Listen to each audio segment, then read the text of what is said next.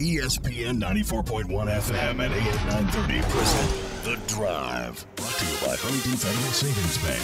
Local then, local now. Member FDIC.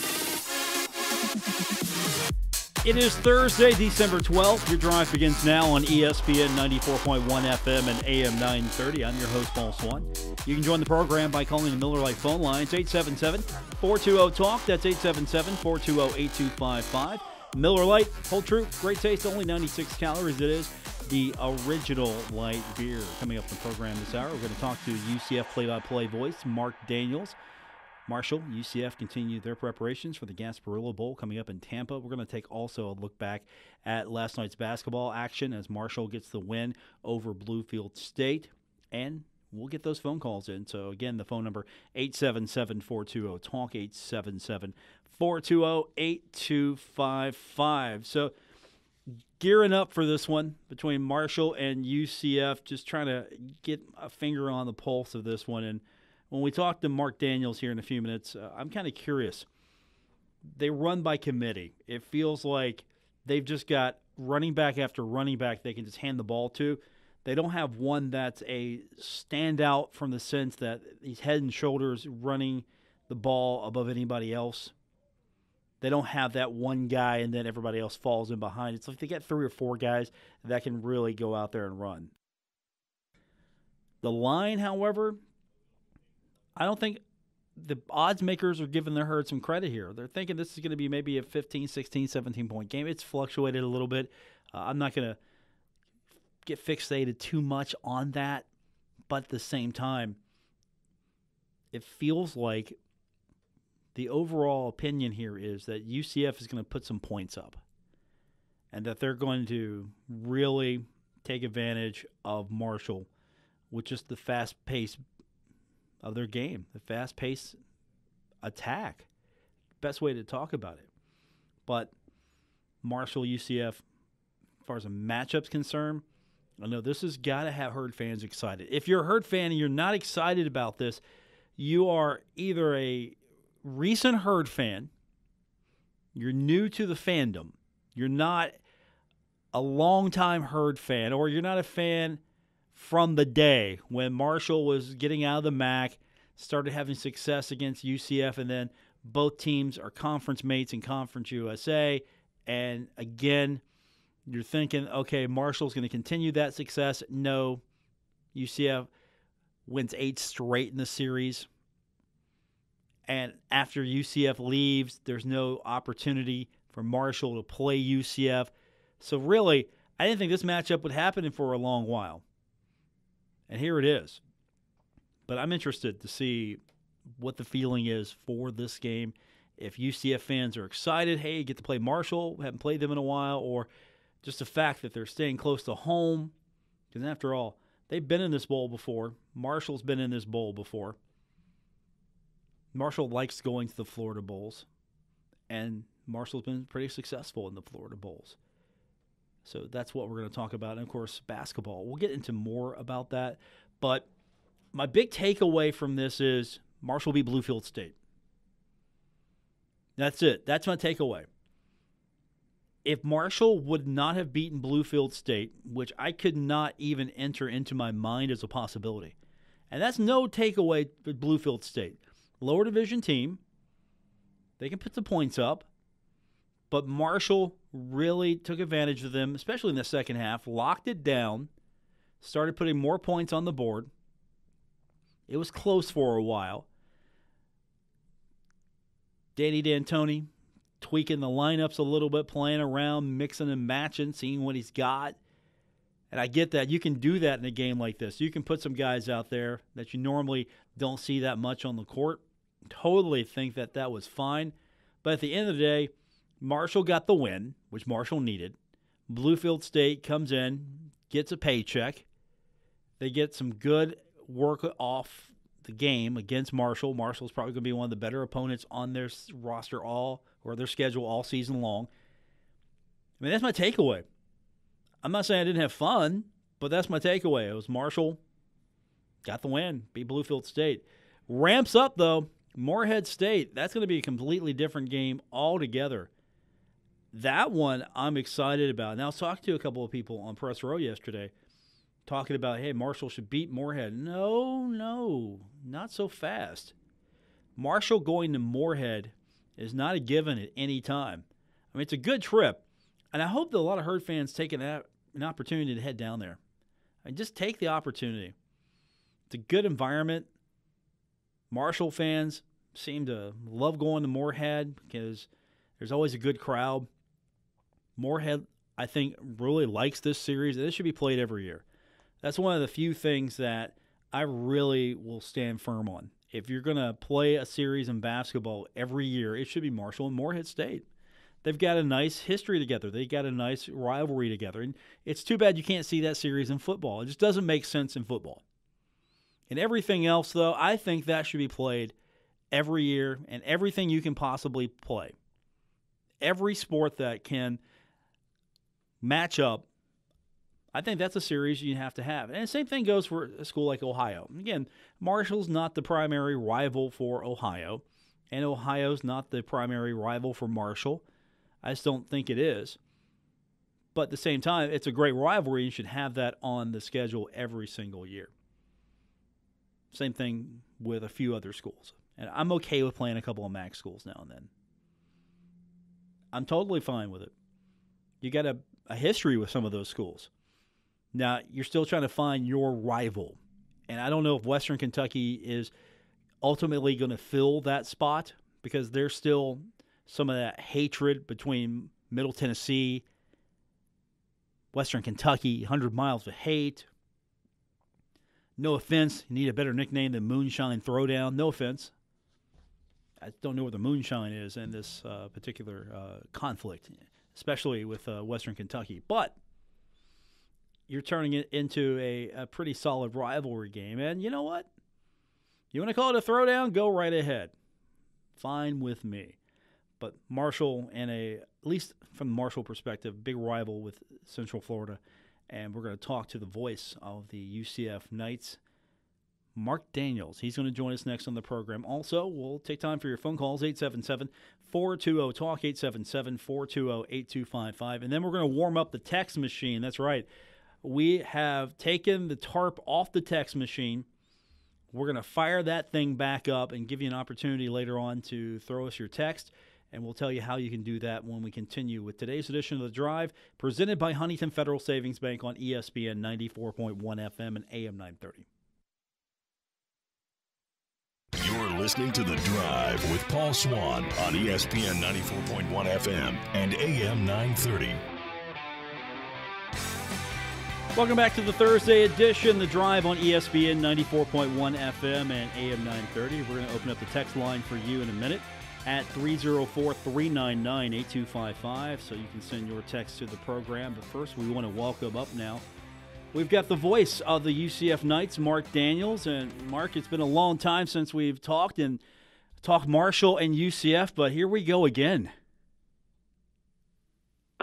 Yeah, I mean, a chance for the two football teams to play again and in a bowl setting coming up in Tampa. So I know UCF's looking forward to the opportunity to play in a bowl game and try to get a 10th win.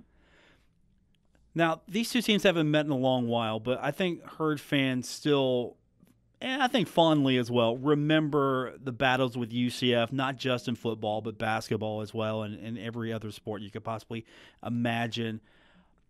Is this a matchup that UCF fans are excited for because they haven't seen Marshall in a while, or are they just more excited at the fact that, okay, back in a bowl again and hoping to get that 10th win and hoping to springboard to a good season next year?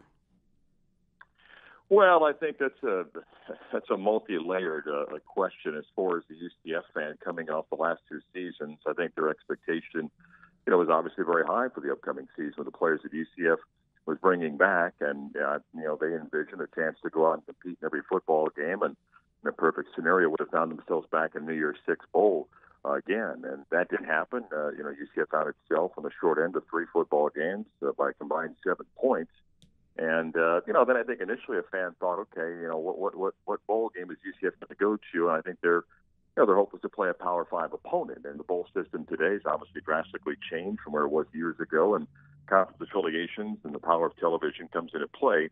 So having said that, I think UCF fans are, one, excited for the opportunity to be able to drive a short distance to see their team play in a bowl game in a stadium that UCF has played in before.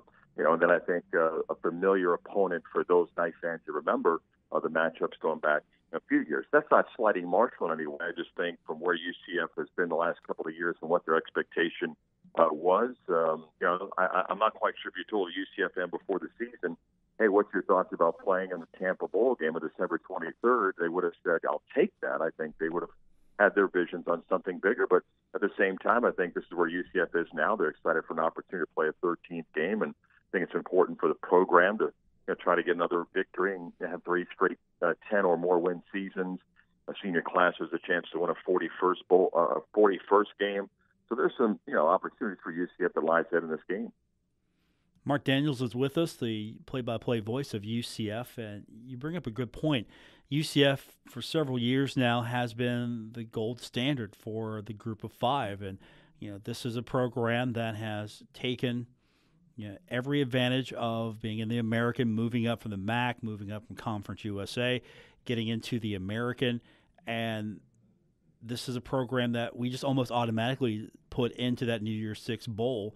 So it really says something, one, that they didn't lose by much to the opponents they lost to, and two, the fact that the quality of football in the American has drastically improved. I know that the term Power Six is thrown around sometimes, and it seems like the American is really proving that, hey, maybe it is a Power Six because there's just top to bottom. It feels like it's gotten better and better every year.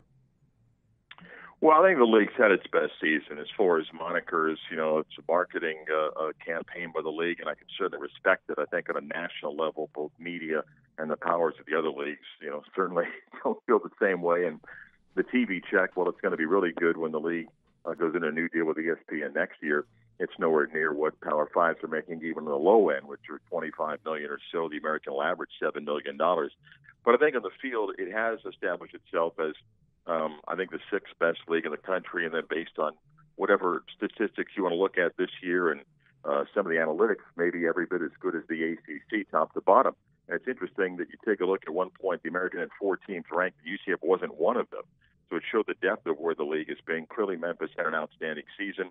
You take a look at other teams that had really good years, obviously Cincinnati winning double-digit games. And then on the west side, outside of Memphis, SMU with an outstanding season. They had a Temple program that's vastly improved as well, and a Houston team that kind of took a red shirt this year with so many guys sitting out. So the American's as strong as it's been. It's no disrespect to UConn. The league is going to get better with UConn leaving. There's no easy wins in the American, and from a power ranking standpoint, with UConn leaving, the league is actually going to be better. Marc Daniels, our guest, the voice of UCF, and let's talk about this matchup a little bit. You look at it on paper, and UCF is going to score a lot of points. The odds makers have even pointed that out. It's going to be a game in which UCF might score almost 20 points on the herd. Marshall's got a good defense, but you look at way this Central Florida team has been scoring. It starts at quarterback with Dylan Gabriel. Gabriel Davis has been the recipient of a majority of that. But I don't think anyone's really talking about the fact that you've got a ground attack that just keeps coming and coming and coming. You've got several guys who maybe not 1,000-yard rushers, but you've got several guys who are just coming and coming and coming. And I don't think that's been talked about enough, the fact that you've got running backs. You're going to be throwing them at them all day at the herd. Well, UCF, last year set a school record for rushing yards and brought everybody back. And it's hard to rush for 1,000 yards at UCF's offense, not because they don't run the ball, but because we rotate running backs so much. Adrian Killens is arguably, if not certainly one of the fastest players in college football and can turn a 2-yard gain to 80. Greg McCray ran for 1,000 yards last year, averaged 9 yards a carry. Greg was banged up a little bit this season. He's certainly there. Otis Anderson's a versatile back that we use as a wide receiver as well as a running back. And Tavius Thompson, maybe the most pure running back of all of those. And he's the 4th-string guy, and yet he averaged more than 7 yards a carry. So Josh Heupel has always pushed for balance. UCF, has averaged over 250 yards on the ground this season, and you throw in the success that Dylan Gabriel has had throwing the football, and you got to be balanced. I mean, in games that UCF lost this year, and all close games, they were not effective running the football. And that's what teams feel is a formula. Doesn't mean it works all the time, but clearly in games where they struggle to run the ball, those are the 3 football games that they fell short. But, offensively, there's playmakers, and UCF tries to get guys in space, take advantage of its speed, and yet you got to go execute and can't turn the ball over. UCF had issues in those 3 losses where they turned the football over and penalties, and those are things you've got to avoid, particularly in a bowl game when you've been off for a couple of weeks. You get back up to game speed, and those are challenges, I think, for any coach. What's the impression of Marshall, just from an early examination of the opponent? What are they saying, or what's the team saying about this Marshall squad? Well, I don't know if the team said much right now. They just got back into practice mode, I think, to they'll get a better idea once the full scout breakdown for Marshall. I know that there's respect clearly for Marshall's program. Obviously, not just the history of UCF and Marshall years past, but always known for good athletes. The defense has played well this year. Some football games that clearly they played well in, and certainly had an opportunity against Boise. The Cincinnati game got away from them, but other games on their schedule where, you certainly have to be impressed. A quarterback that can do things, both offensively and from throwing the ball and ability to run. So I think UCF has respect. It's hard to win football games in college anywhere when you get 8 wins under your belt, you're doing something right. The top of the conference in CUSA still was very good. So there's respect there, and I'm sure the UCF will have a better idea about what are the keys to that football game as they get a little bit more focused in. Just getting back and getting loose these last couple of days, I think it's more from a physical standpoint, and then begin to zero in on the scouting report for Marshall. Yeah, and the storylines, I'm sure, are going to be there because Doc Holliday is well known for loving to recruit Florida. He has a lot of Florida kids on the roster, so getting to go back to Florida, play a bowl game, getting to play against a Florida school. I know there's a lot of excitement when you play FIU and FAU, and I'm sure it's got to amp up even more to play Central Florida. Yeah, again, Marshall's always had a lot of kids in Florida, and I'm sure they're excited for the opportunity to come back home. And again, it's another game, and it's not just UCF; it's Marshall, it's everybody else. You always try to guess how your players are going to respond after a little bit of time off. You got to guess, are guys motivated to play? I certainly think Marshall's going to be motivated to play. I anticipate UCF. Just pass, and it's not like we lost the conference title game and had a chance to go to the Cotton Bowl. We didn't make the conference championship game, so the current situation is what it is for UCF, and I think that they'll be excited for the opportunity to go play, and certainly respect the opponent, and look forward to the short drive over to Tampa, and see how the two teams match up. But coaches use this opportunity to springboard towards next season. UCF, for the most part, is a relatively young team. I mean, they bring back a ton of people based on guys that have started at some point this year. They'll bring back 9 guys on offense and 8 on defense next year. So it's almost like a jump start to 2020 for UCF, and every team, kind of utilizes the bowl game like this for it. Marc Daniels, our guest, he is the UCF play-by-play voice, and not to take too much away from this game, but you've seen the reports, and you probably know more than we do. Lane Kiffin, he's the new head coach of Ole Miss, and there's talk that he's looking at Jeff Lebby, the offensive coordinator for UCF, try to bring him on board. What are you hearing, or what's being said about that? Well, Jeff's been an important part of UCF's staff last couple of years, getting to know him, have great respect for his football knowledge and just the person that he is.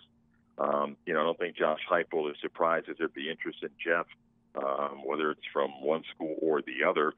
Jeff was certainly involved in helping the development of Dylan Gabriel to emerge and have the freshman year that he did. Certainly played a role in working with Coach Heupel and play calling. Josh, for the most part, calls plays. I don't think much is going to change. If Jeff's going to move on, clearly he'd be a loss as wrapping up recruiting and focusing on a bowl game. But when you have success, any program, you kind of anticipate that people may come poaching.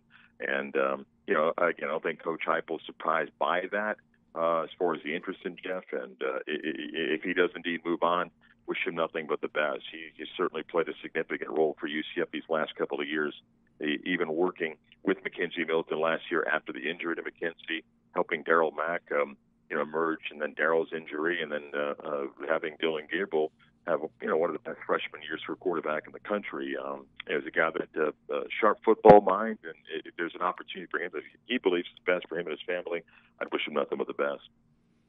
It's also been pretty amazing. You mentioned the fact that quarterbacks over the last few years, you keep finding them, or you keep having success at that quarterback position. And once you think, there might be a problem here, quarterback goes down, what are we going to do? No, it feels like you've just got another one in reserve ready to go. I mean, that's what's been amazing about this program. Well, you're fortunate to have great coaches, talented players that have adapted to a system well. Scott Frost convinced Mackenzie Milton to come here, and Mackenzie had an interesting freshman year, had some really good things, had some frustrating things, and then, kind of grew up into a sophomore year, and then clearly was having a special season last year before his injury. And Darryl Mack won a conference championship game for us, and yet UCF knew Mackenzie's situation that he likely wasn't going to play in 2019. Brandon Wimbush transferred in from Notre Dame, and the assumption was that those two guys would battle for the starting job. Dylan Gabriel turned down USC and Georgia and felt comfortable coming here to UCF. The connection to Mackenzie from the same high school played a role. Darryl gets hurt in spring, and UCF made the decision to let Brandon Wimbush and Dylan Gabriel battle it out. Brandon started the first game, and then Dylan took over and has broken every passing record for a freshman at UCF, is having one of the best statistical seasons in the history of the program, and it's only going to get better. And you're fortunate to have that. I mean, it's hard to sell the story of two guys from the same high school in Hawaii are going to come to UCF and have success to the degree that Mackenzie's had, and what appears to be a very promising future for Dylan Gabriel.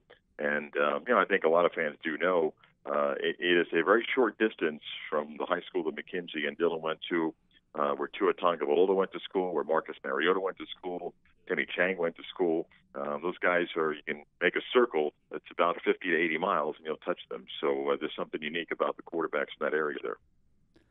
Joining us on the program, he is the play-by-play voice of UCF, Marc Daniels. Mark, we've talked about the offensive side of the ball, but I think we're neglecting defensively. UCF is pretty good on the defensive side of the ball. Yeah, there's some talented players and athletes for UCF. A big question mark coming into the season with the defensive line is UCF lost a couple of guys that moved on to the next level and have really had some success with the rotation of players. Beginning of the year, UCF was playing as many as 12 to 14 different defensive linemen. The second part of the year kind of settled on a rotation of 10 and keeps guys fresh. That's by design for Randy Shannon, the defensive coordinator. They've had a lot of success. A couple of special players in that defensive line. Brendan Hayes, the defensive end, who's had a really great season. Linebackers, Nate Evans is a guy that I think is going to play at the next level. He's had an all-conference year for UCF, and some young players behind him. And a secondary that's had some experience despite losing a corner to a knee injury early in the year, Van Moore. Richie Grant's been an all-conference player now for 3 years. He's very strong. Antoine Collier, the other safety's had a great season. Devon Clark, a really good cover corner. And then Aaron Robinson has become a phenomenal nickelback for UCF, and a spot so critical in the passing world we live in today. So it's a defense that has played very well at times. One thing that's different for us is, and sometimes it's just how the ball bounces. It's just that UCF hasn't generated as many turnovers as they had in the 2 previous years. In the turnover category, UCF was plus 31 the last 2 years combined. You're going to win a lot of football games when that happens. We've not had as many turnovers in our favor this year. But it's a defense that has played very well at times. You go back a couple of games to stand out. Their game against Temple to give up 19 total yards in the second half. A game against Houston, they gave up 63 yards in the second half. Randy Shannon is very good at halftime adjustments. There's a number of games the last couple of years that UCF perhaps did not play as well in the first half and then made some adjustments in the second half, just a completely different football team. So, some guys that have had some experience there over these 3 years of success, and, I think looking forward to another chance to play. Well, we're excited for this one. Maybe hurt fans a little bit more just because I know it was an intense rivalry for those limited years that these two teams met in football and basketball. I know herd fans really enjoyed this one. So I know at least from the Marshall side of things, it sounds like it's going to be a fun matchup. And Florida seems to be the favorite second home for all Marshall fans and for Doc Holliday. So I'm excited for this one, and I appreciate you coming on today and talking a little bit about this with us. Yeah, look, I think UCF fans are excited too. Like I said, it was not at all a view of Marshall. I think the expectations in August are here, and when you got to the end of the season, it's okay, here's the bowl game. And I think by the time we get towards kickoff on December 23rd, UCF will travel extremely well. And, it's been fun to watch the success of the team lead to how fans have traveled with us, whether we've gone to Pittsburgh and had 5,000 people, went to Tulane, had about 6,000 people. So they've traveled well, and I think they'll travel well for that game. And hopefully we get great weather and a good football game. Looking forward to it, Mark. Thanks for chatting with us today, and we'll talk soon. Thank you. That's Marc Daniels. He's the UCF play-by-play voice. And when we come back from break, we're going to talk a little bit more about Marshall basketball. Get your phone calls in as well. And we're going to open up the text line for you at 399-8255. That's 304-399-8255. We've got more on the way. It's The Drive, ESPN 94.1 FM and AM 930. This is The Drive with Paul Swann on ESPN 94.1 FM and AM 930. Presented by Huntington Federal Savings Bank. 877-420-TALK, 877-420-8255 to be a part of today's edition of The Drive on ESPN 94.1 FM and AM 930. We're also firing up the text machine. That's right. Some of you don't tweet. That's okay. I've got the alternative for you. You can hit the text machine at 304-399-8255. That's right, 304-399-8255. 8255. So we'll fire that up every day. Give you an opportunity to send us your questions, comments, or funny text. Whatever you guys want to send, we'll take a look at them. And, of course, we're going to do that every day on the show. So yesterday, Marshall basketball gets the victory over Bluefield State, 86-50. Now, this was an exhibition game for Bluefield State, so no harm, no foul. For Marshall, it's a victory because it counts as a win or a loss. Marshall, I thought, really rough in that first half. Second half, a little bit better. I think that's fair to say. Marshall, in that first half, they shot 13 of 36, 36.1%. Second half, a lot better. Less shots, more made. 19 of 31, 61.3. For the game, 47.8%, they shot 32 of 67. Now, the culprit, in my mind, still the three-point shot. Here we go again. We haven't got the shooters hitting those just yet. 2 of 16 in that first half from 3, 12.5%. Second half, a little bit better, 4 of 12, 33.3% for the game. They shot 6 of 28 from the three-point line for a total of 21.4%. Free throws really weren't an issue, 60% in the first half, 58.8 in the second half, 59.3 for the game. So almost 60% for the game. Not terrible. At the same time, you went 16 of 27 from the line. Bluefield State only got 14 shots at it. They were 8 of 14. Marshall outscored them in the paint, 48-18. Points off turnovers, Marshall outscored them 30-21. Second chance points, won that one 13-12. Fast break points, 22-4. Bench points, 37-12 there. I mean, Marshall only went in with a 10-point first half lead. They were leading 34-24, and then almost doubled them. Actually, 52-26, 52 points in that second half. Really turned it on, and they get the victory. Confidence boost heading into that Morehead State game. I don't know, though, what this tells me. I know they're working on some lineups, and they're working on some different things, trying to establish chemistry, trying to figure out what's going to be their best situation. And a game like this is pretty good. Tavion Kinsey, 9 points. Bennett had 9 points. Jensen Williams had 8 points.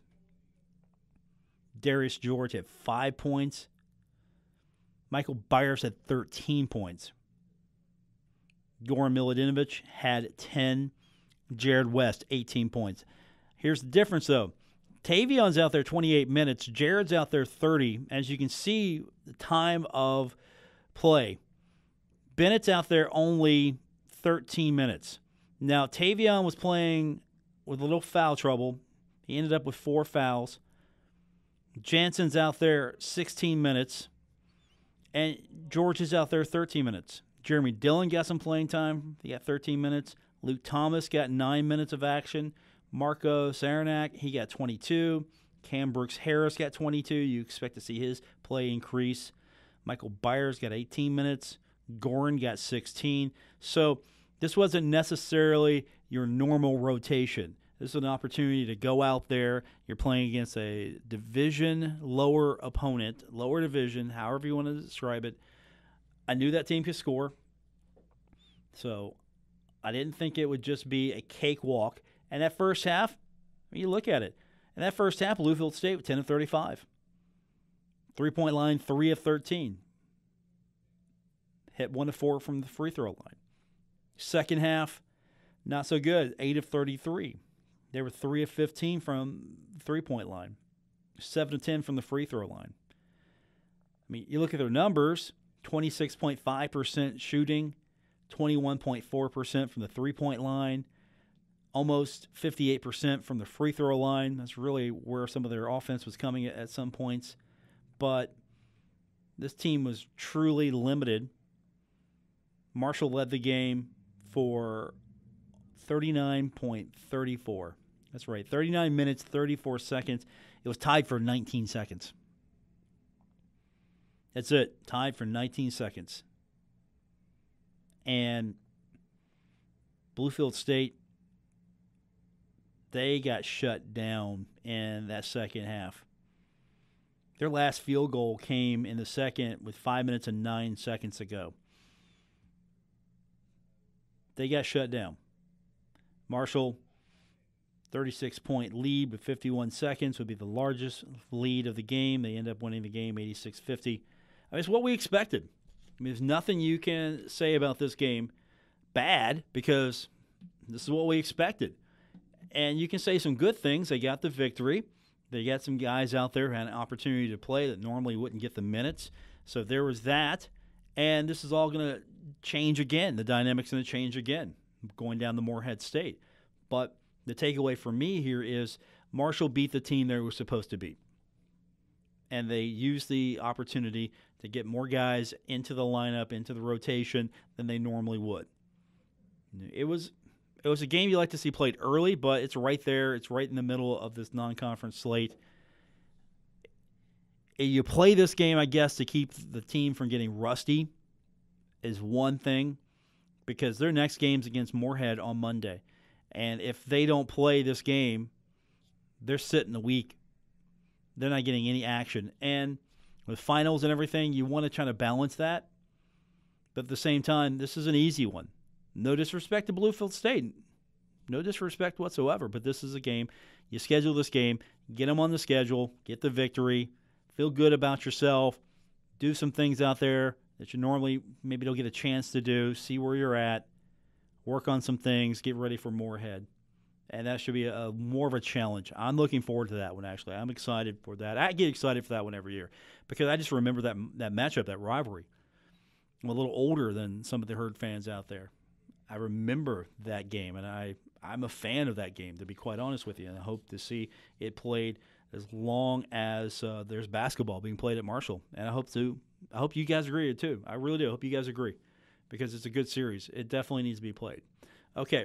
We're going to come back, get some of your phone calls in. You can do that at 877-420-TALK, 877-420-8255. Our text line, we've got the text machine fired up. I know you guys are new to that, so we're going to warm that up for you, give you an opportunity at 304-399-8255. That is our text line. You can send us a text anytime while we're on the air, and we'll read them, take a look at them. If they're going to be funny, make sure they're really funny. I know some of you don't tweet, so we got that thing fired up. Hey, we're sinking a lot of money into this show. For 2020, we're sinking some cash into this show. We're getting you a text machine now, and I think that's all the investments that we've made in the show. We've invested money in the text machine, so you can send us a text. If you don't send us a text, you can send us a tweet. And you can do that by hitting me up at Paul Swann on Twitter. So at Paul Swann on Twitter, the text machine, you've got that. You've got the phone lines. We will come back and we will wrap up the show on today's edition of The Drive, presented by Huntington Federal Savings Bank on ESPN 94.1 FM and AM 930.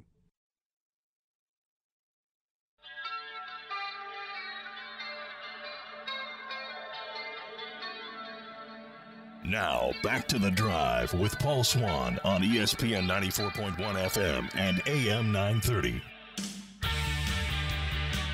877-420-TALK is our number to be a part of the program this hour. Our phone line, as always, brought to you by Miller Lite. Miller Lite, hold true, great taste, only 96 calories. It is the original light beer. You can also use the text machine. That's right.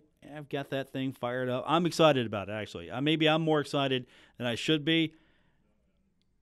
You can hit the text machine, 304-399-8255.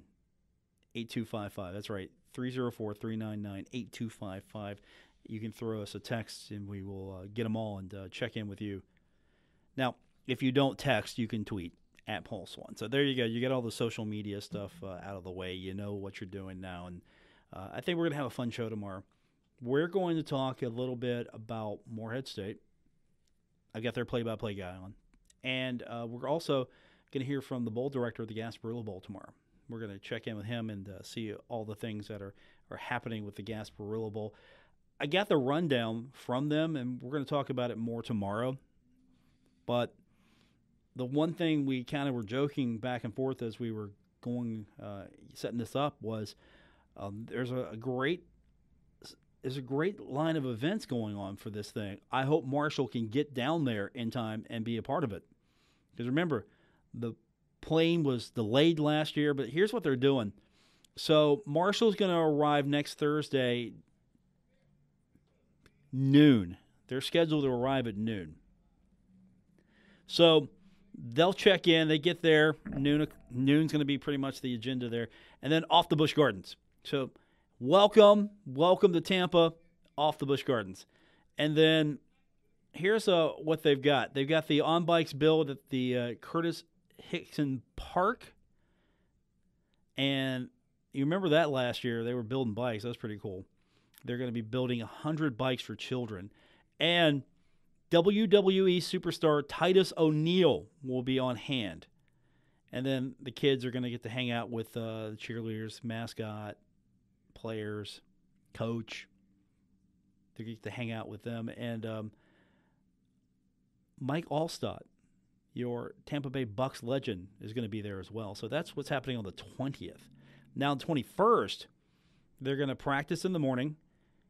And then they've got the infamous beach invasion on Treasure Island Beach.